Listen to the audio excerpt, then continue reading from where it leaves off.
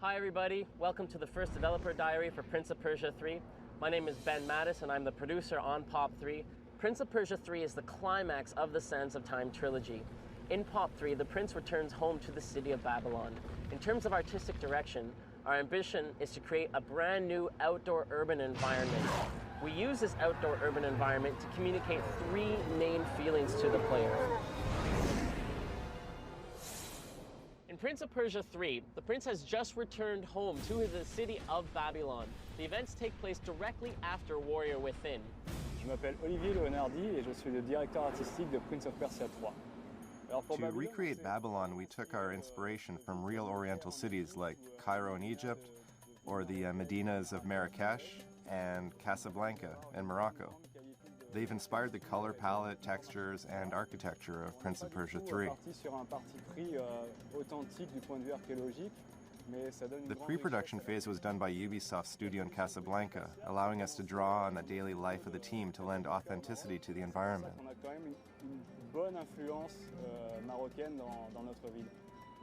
So, for POP 3, we created a city full of contrasts, everything from the mighty palace to the lowly sewers, the temples to the arena. In POP 3, we have a lighter high city, synonymous with wealth and prosperity. We also have a darker low city, home to the poor and decrepit, which will be less decorated and more rustic. The prince will visit several interiors of homes, like kitchens, living rooms, and bedrooms. All these interiors are completely furnished and decorated with everyday items. The prince's adventure will take place over several days, allowing the player to experience Babylon by both day and night. We've used all these elements to make Babylon a living city, which will create a feeling of wonder and richness.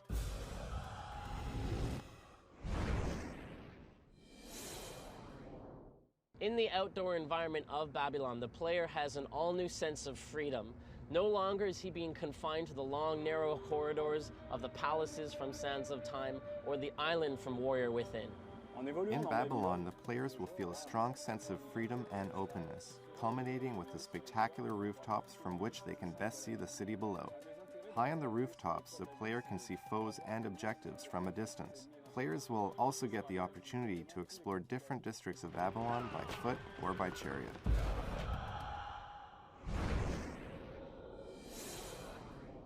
The Babylon rooftops are a huge payoff for the player. The amazing heights combined with the prince's acrobatic skills will give the player a very strong sense of vertigo. Each building has a lighting gradient with a darker base leading up to a highlighted roof. When the prince is in the streets, this claustrophobic environment will serve to reinforce the feeling of being hunted. When he's on the rooftops, he is the predator. The Tower of Babel is divided into two parts. The first part is inspired by the bark of a tree, a defensive layer that protects the palace from enemy projectiles or sandstorms. The second part, the Royal Palace, is much more open, with terraces, apartments, the throne room, and the famous hanging gardens. All of this splendor overlooks the whole city of Babylon. The tower's height is around 170 meters. This element accentuates the feeling of vertigo, as the player will climb it from the outside. The artists on Prince of Persia 3 have done a magnificent job in creating this fabulous world for you to explore, the fantasy city of Babylon.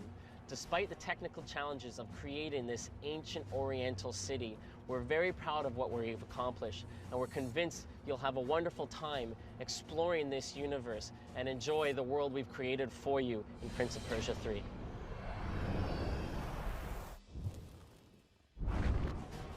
Hi everyone, and welcome to the second developer diary for Prince of Persia 3. The first developer diary was on the artistic direction. This time we're going to focus on the character and story.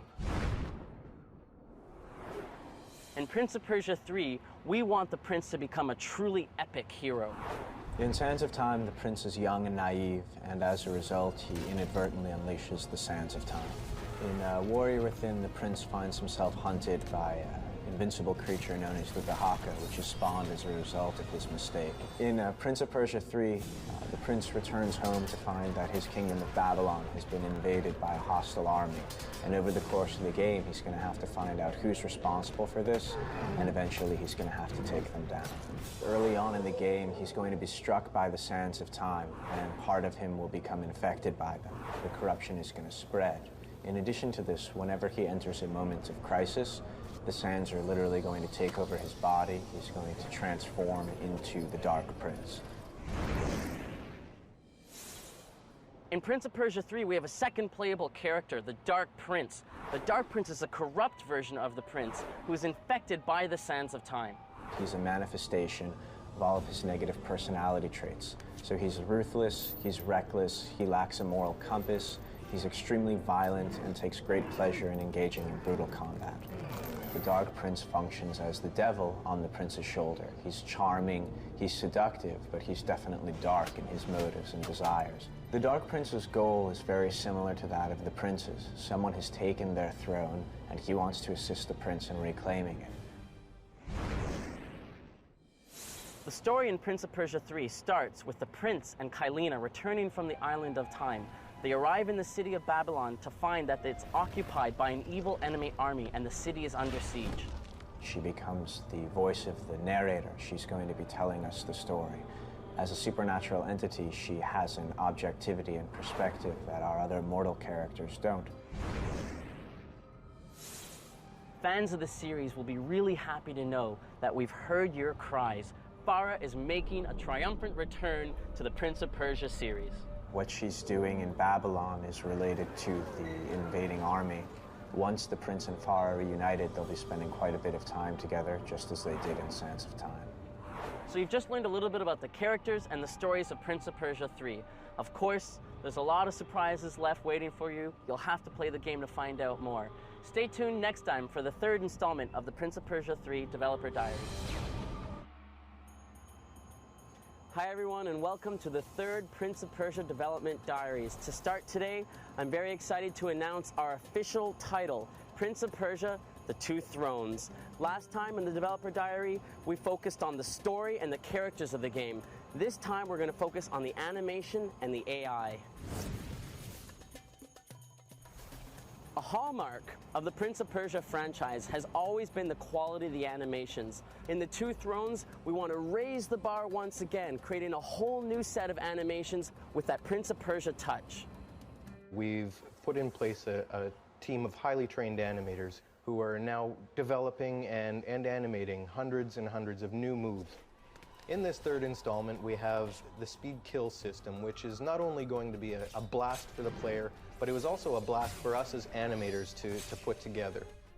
We were able to focus on dynamic posing, dynamic animation, and really just try to nail the wow factor for our second playable character, the Dark Prince. He's an evil version of the Prince of Persia. This character is sadistic in nature. We've had to make a whole new set of animation for him, reflecting his personality. He has a chain, and this chain will enable him to get to different places in the map, places that the prince is unable to get to.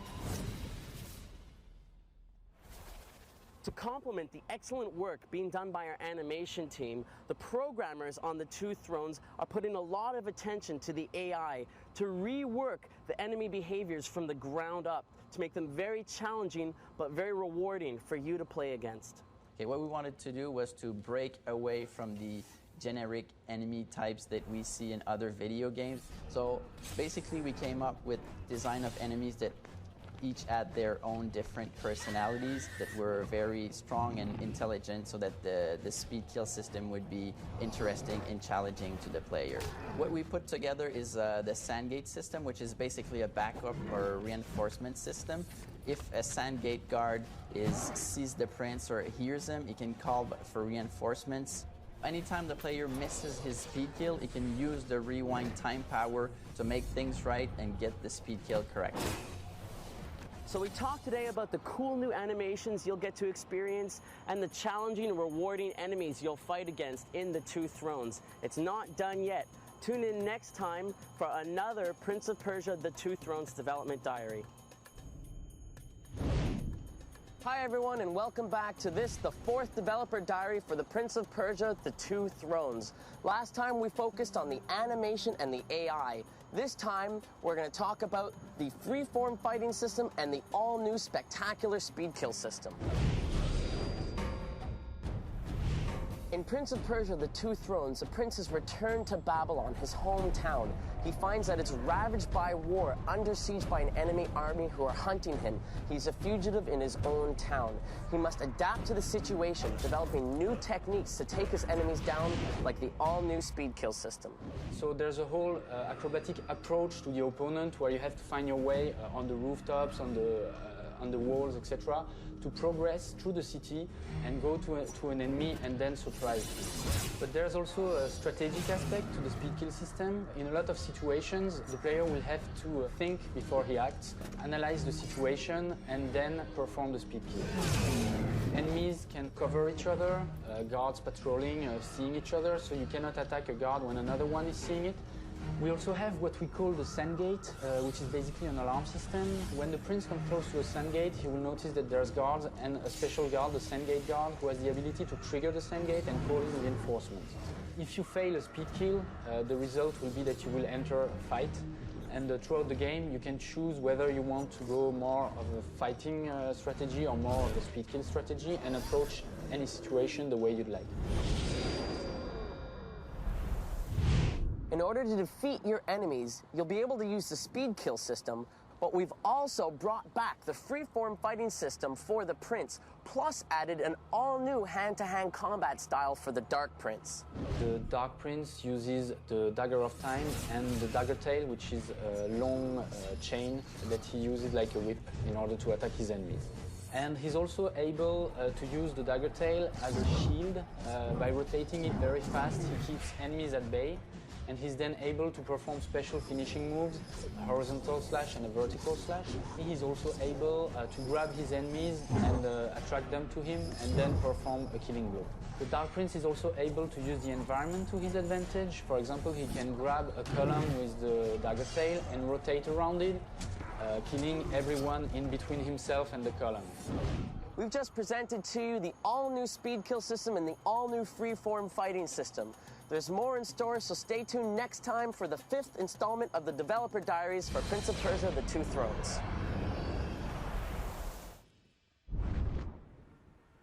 Hi everyone, my name is Ben Mattis, and welcome to the 5th and final Prince of Persia Developer Diary. Last time we talked to you about the speed kill and the freeform fighting system. Today we're going to talk about the music and the ambient audio in The Two Thrones. But now you're all well aware of the environment where the game takes place. The prince's hometown, the city of Babylon, ravaged by war. In order to make the environment feel very realistic and immersive, we paid particular attention to the music and the ambient audio.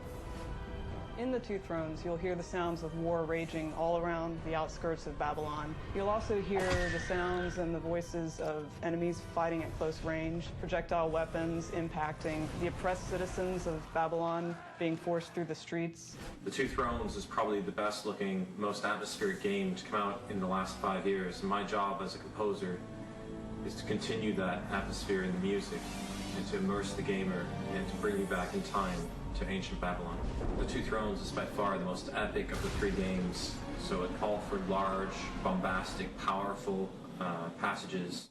When we started working on Prince of Persia, we really wanted to have a sort of a Hollywood soundtrack. This cannot be accomplished with MIDI only. The human element, the human effect, the warmth, the little imperfections, and the size, cannot be accomplished by MIDI. The prince is infected by the sands of time, giving rise to the Dark Prince, the personification of all of the prince's weakest and most negative personality traits. In order to really reflect this duality, we paid particular attention to the music and the ambient audio in the game. Duality will be emphasized by the voice acting. We chose Yuri Lowenthal as the prince and Rick Miller as the Dark Prince. No. It is silly to think such things. Throughout the story, both characters, the Prince and the Dark Prince, are constantly talking to each other through inner dialogue. These narrative techniques will help us further the story and develop the Prince's character. We tried to find sort of like a duality, using the more warm orchestral sound for the Prince, and then some more synthetic sounds for the evil twin. So that wraps up our presentation about the in-game musical scores and ambient audio. The entire Prince of Persia production team would like to thank you for taking the time to learn more about this exciting game. We hope you enjoy it when it comes out in just a few short weeks.